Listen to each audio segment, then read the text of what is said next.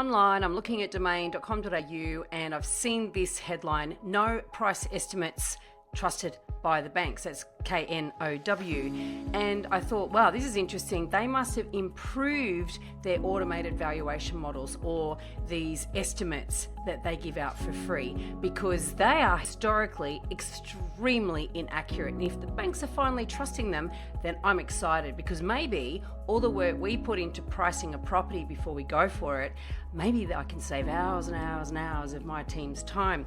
And I tell you what, after having a little dig, I can see A, nothing's changed, and B, I would be amazed if the banks really do trust these market estimates. Now, watch as I show you just how wildly inaccurate they can be, and why if you rely on them, you could either miss out on never buy anything, or you could overpay comfortably and confidently with the wrong information. Also, a lot of brokers give out reports that are provided by CoreLogic, by REA Group, that's realestate.com.au, by Domain, and they are trying to be helpful to their clients by giving them these free market estimate reports. And again, every time we have looked at them, they are wildly inaccurate. So I want to show you some examples here so you will never fall into the trap of relying on this information. But also, I wonder if the banks really are trusting this stuff, because if they are, that's alarming, I have to tell you. And lastly, if you stick around, I will actually tell you what you can do to give yourself a much better idea of what a property should be selling for and what you might be able to pay for it, rather than relying on this inaccurate stuff. Okay, stay with me. I'm going to look up a few properties that have sold recently and give you an idea of what's going wrong. Here's the first one. So this has got if you can see there, a mid-range estimate of 2.75 million. The range goes from 2.39 to 3.11, and they're pretty happy with that because they've given it a green, which means I think they're high confidence.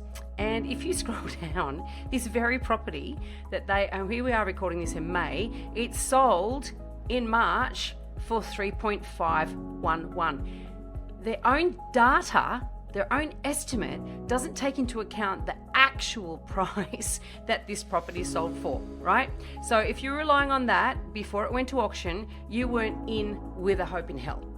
So that's the first one. The second one, here's a property in Paddington, and this one's a little bit more interesting because this one sold in April for 3.315, and the estimate is 3.91, ranging from 3.44, which is more than it sold for at the bottom end of this range, right up to 4.38 being the high end.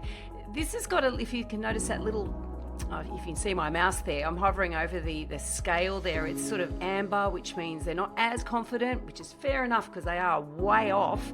But what's missing from this, and this is a classic example of why this stuff doesn't work, and let me tell you, realestate.com.au's estimates and CoreLogic estimates are no better, right? But this is a classic example of why this one's wrong, because see that sort of to the left there, a bit of a shabby garage? I'm guessing that's what it was.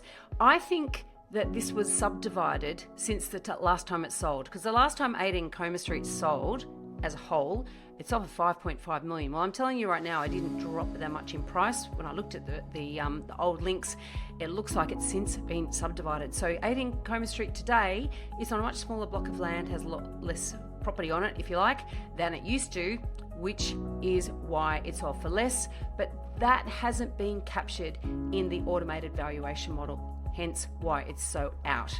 Now, that's not all, there's more. All right, here's another property. We actually bought this for some clients. We paid, the sold data hasn't made its way, or has it? No, hasn't made its way into the history yet. So this is fresh off the press. So this has got a mid-range of 1.292. And they're saying it's, they're very comfortable with that as a range. And I guess given that the agent was quoting 1.7, you should be, right?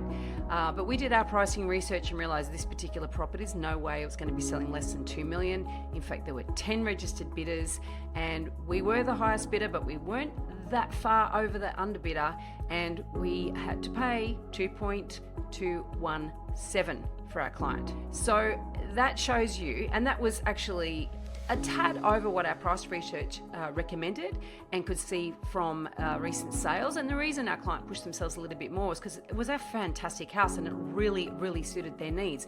But there was no way in a million years that was going to sell under $2 million in this current market. And yet there would have been a lot of buyers, a lot of those 8 other registered bidders, so not the underbidder and not us. There were a lot of them that were out before $2 million. They never had a chance at getting this property, and potentially they've been relying on estimates like this, which are completely and utterly unhelpful. Here's another example, Surrey Hills. This is a property that has sold and the price has not been disclosed, although we know it sold for a tad over 3.6 million. Again, and this one hasn't had a subdivision or anything to reduce it, but its estimate, which is with high confidence, is sitting at 3.95, but it didn't sell that much. So you can see why these ranges are wildly inaccurate. You can be way over or way under. You can't rely on them. And it really annoys me that Domain keeps coming out. It's not just Domain, it's CoreLogic, it's REA Group. They come out with these estimates and they expect, they offer them for free on their site. And as I said, mortgage brokers often give their clients these reports as well in an attempt to be helpful, but I would say completely unhelpful. All right, so what do you need to do? Well, there's a number of things that you can do if you want to be able to work out really what you should be paying before you go to auction or before you make an offer on a property. And this goes across the board.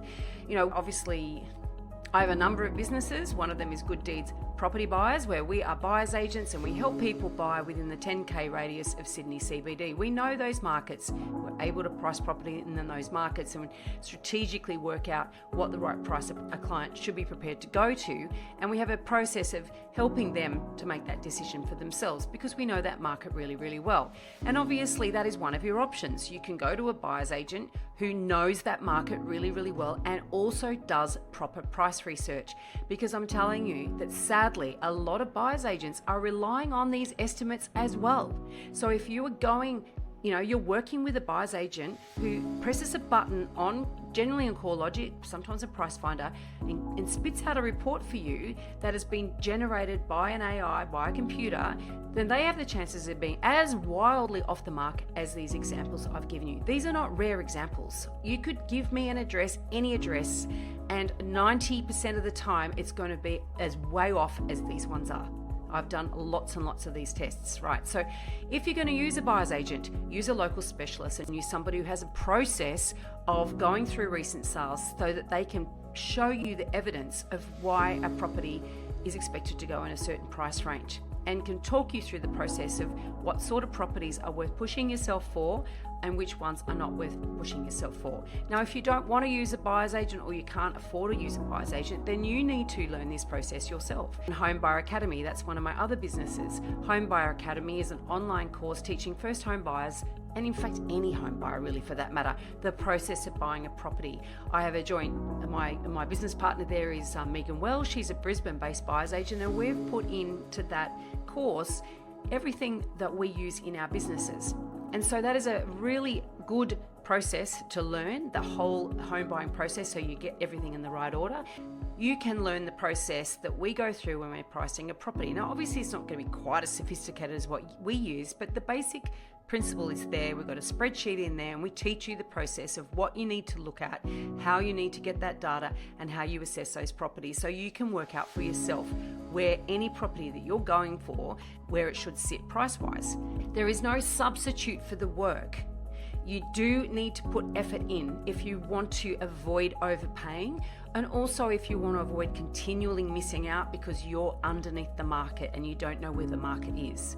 So I encourage you to either get a really good buyer's agent or learn how to do it yourself. And if you want to reach out to me so I can give you a recommendation for a buyer's agent in your area, or perhaps if you're buying in Sydney's inner ring, one of my team will be able to help you. Reach out, veronicamorgan.com.au.